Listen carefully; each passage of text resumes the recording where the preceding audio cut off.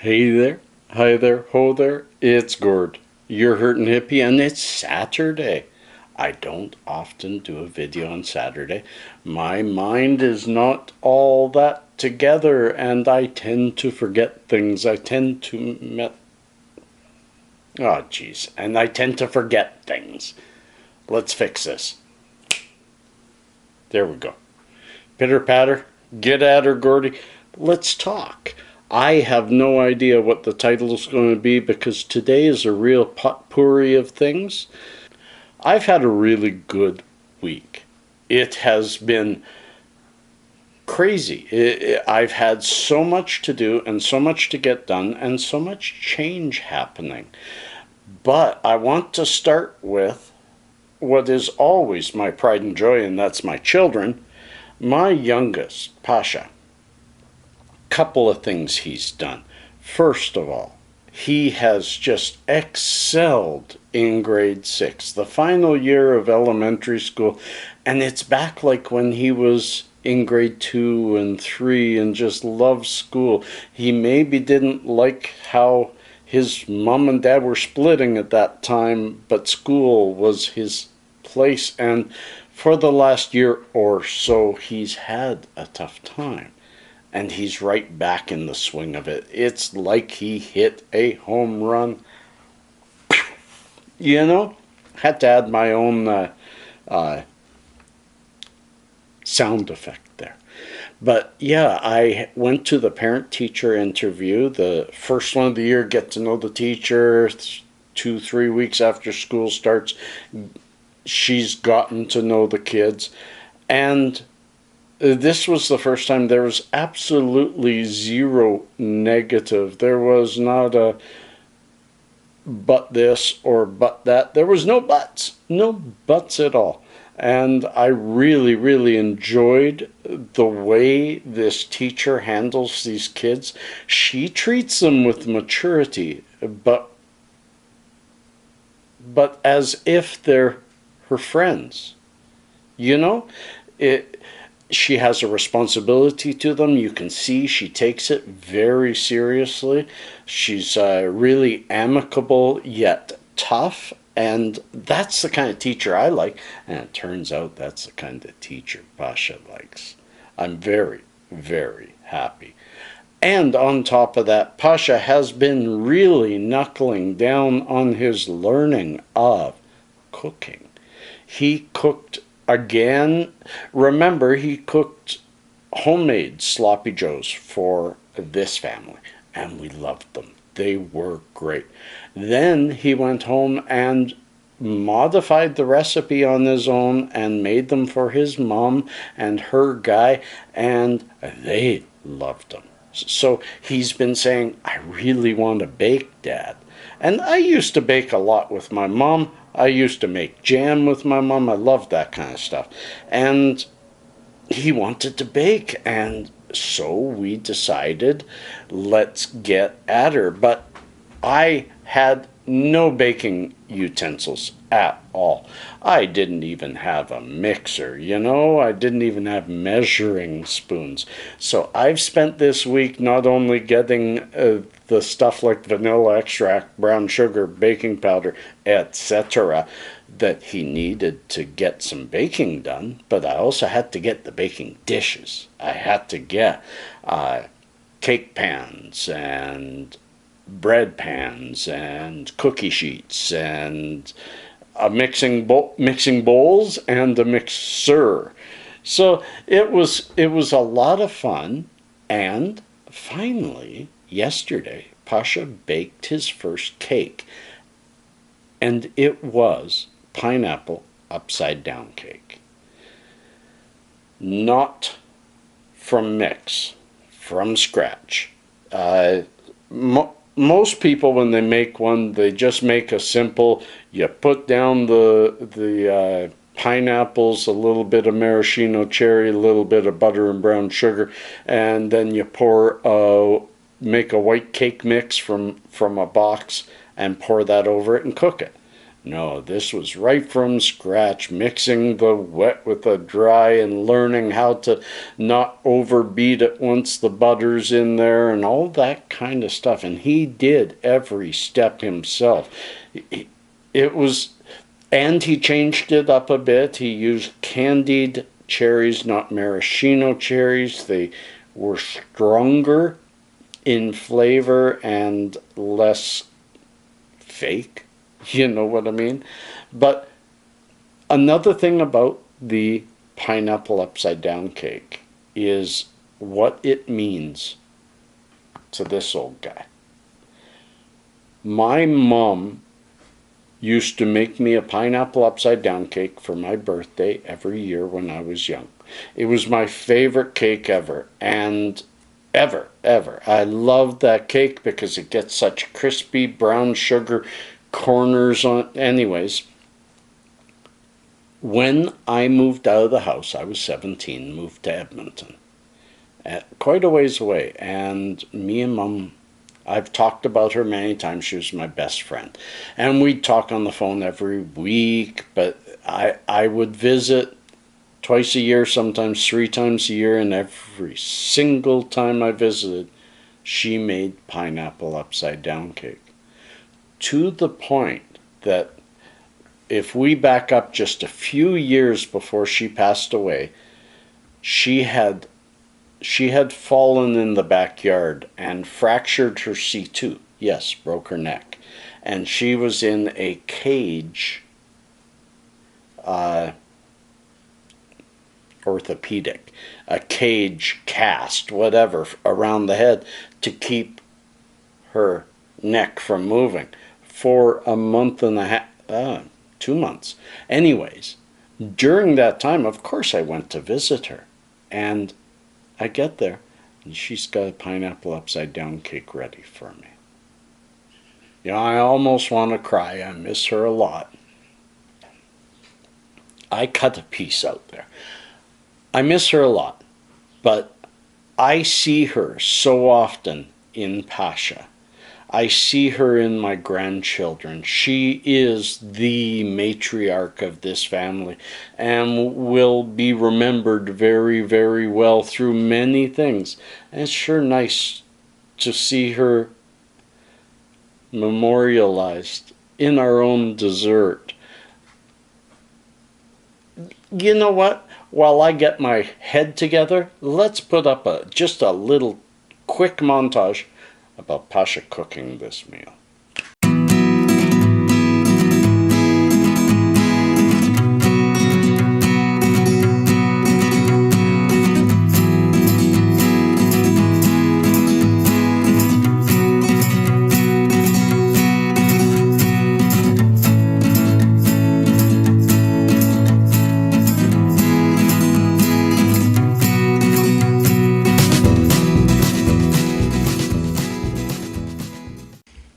You know, wasn't that sweet?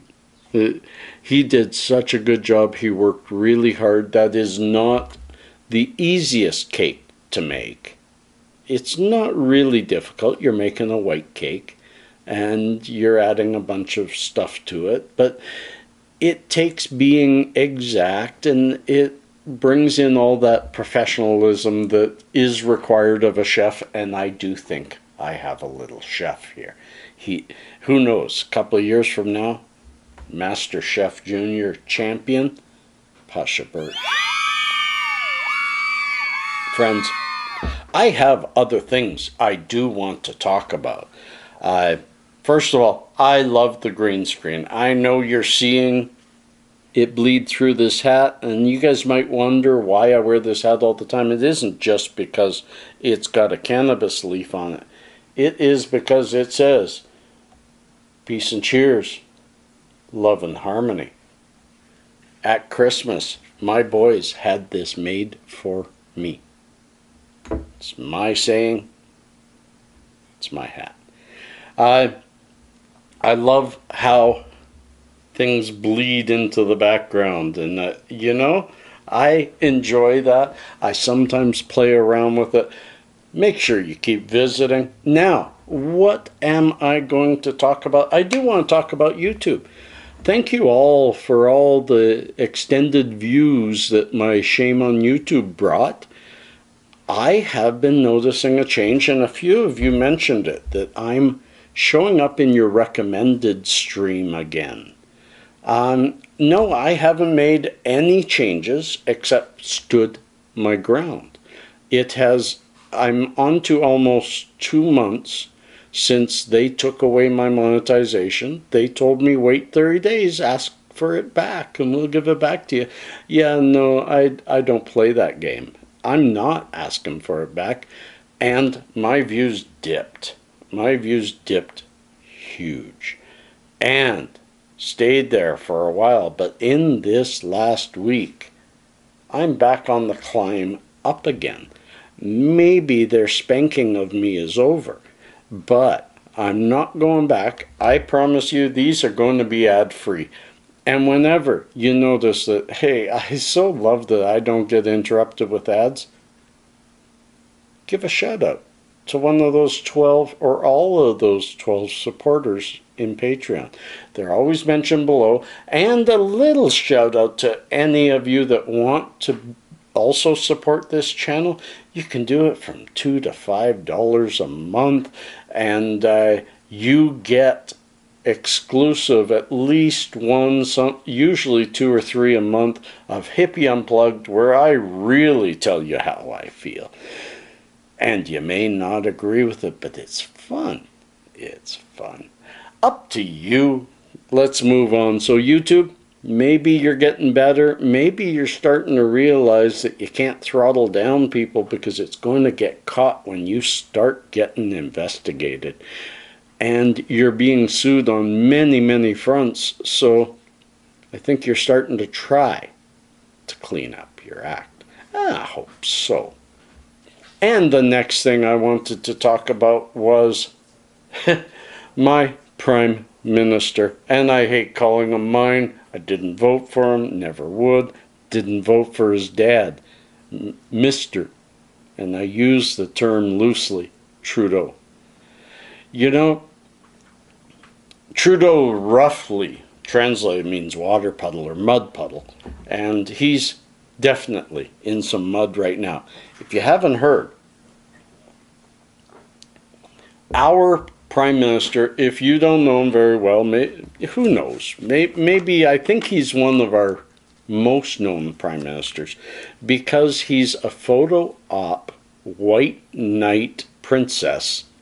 Yes, I said princess. That has spent his life pointing at other people and saying, you need to be more inclusive. You need to be more progressive. He's the one that wanted to enter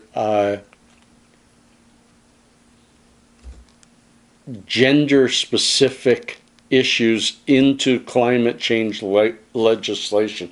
He's the one that helped make it illegal for us in Canada to call a transgender person he or she if they don't want to be. Yes, our words have become illegal in this country under certain circumstances.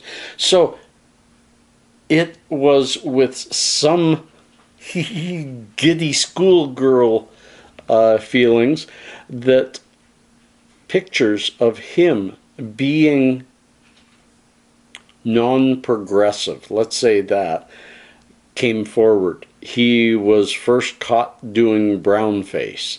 And then when he started to apologize for it, boom, stuff came out about him doing blackface. And then a third instance came forward of the same sort of thing. Now, I'm of two opinions here, my friends. First of all, he did say, my friends, when I did it, I did not know it was racist or rude or inconsiderate. And looking back now, I see how racist it is, and I apologize, and I'm sorry. Now, I'm a conservative. I believe in somebody says, I'm sorry, you accept their apology.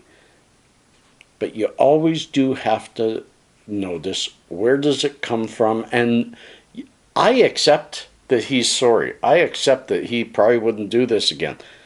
But that brings the discussion full circle to where I want it to be, and that is, my friends, careful where we point the fingers, lest the finger turn around and point at us. And that is exactly what's happening. When you point a finger at somebody, there's 3 fingers pointing back at you. So be careful. I kept saying that this pendulum of it started off as politically correct, moved into social justice, moved into social warrior, and it was just getting too hard to hold that pendulum up, and it's swinging back because you can't hold that kind of scrutiny to every single person. And because now most of the right has been exposed, the bad ones, and now the left is coming out and getting and exposing themselves. So, and they don't know how to deal with it. Oh no, our biggest justice warrior, social justice warrior, the Prime Minister of Canada, has a racist background too. So I think the important thing that we should all, remember, I want us meeting in the center, that we should all try to remember and bring forward is we need to accept that the rules that apply to today's society did not apply 10, 15, 20, 25 years ago, and should not, people who have made mistakes in the past that were not mistakes when they made them should not be held to the fire for them, because the future is all that's important to all of us. So friends, let's stop pointing the finger at each other and let's just all hug. Yeah, I said it. I want hug circles. And we are long in the tooth today, so let's move on to little known facts. And I gotta stop wiggling the paper in front of the microphone. Sorry, friends. Okay. Americans, on average, eat 18 acres of pizza daily. Whew, 18 acres of pizza. Coca-Cola was originally green, and the only food that does not spoil is honey. I like all of them. I hope you like them too. Don't forget that thumbs up. And stick around, my friends. Love ya all. Peace, cheers, love, and harmony. Peace.